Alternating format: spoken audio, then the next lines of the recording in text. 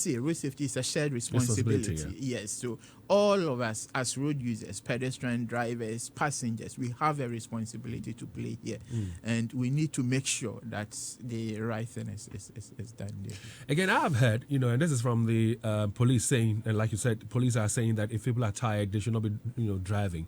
They should make sure that they rest. But the Road Safety Authority also are saying that we should have more than one driver for a particular journey. Yes. Now, this is not new. We've talked about this before, some 5-10 years ago.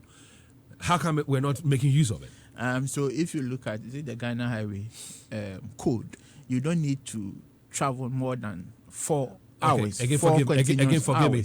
Kate and Joel, hold onto this picture for me.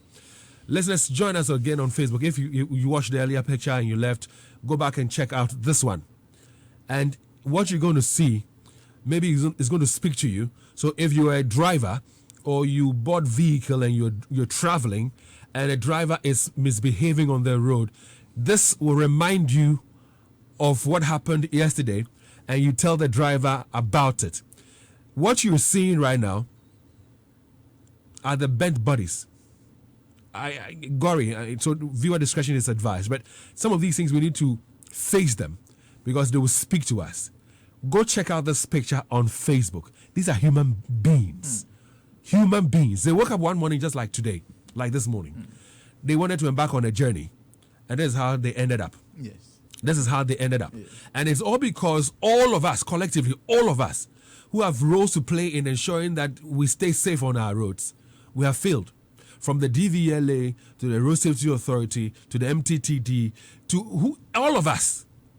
You talked about the human factor. Yeah. Why is it so difficult for drivers to do the right things on our roads? A while ago, I'm sure you were with us in the studios when I was saying that there are some people who can brag and boast and say, well, I can hit the road and within 3 hours or even less, I'll be in Accra. And it means that you are going to definitely be overspeeding. Yes. You might be reckless on the road. And people, feel proud of themselves of doing that. Yes. A lot of rough things that we do on the roads. How come, as human beings who are drivers or are passengers, how come we don't come to terms with what we have been saying all these years about our attitude and our behavior on the road that is creating these problems?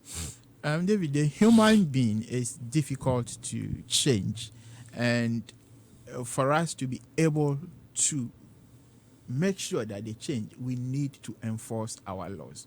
We need to send people to court. We need to prosecute people to serve as a deterrent to others. The way we are going about things now will not help. The police usually try to solve issues by the roadside. It's not helping. We need to stop that, because if we don't enforce this, if we don't make sure that some people are prosecuted to serve as a deterrent, people will continue to do things as usual, and this will cause us to increase the number of road traffic crashes.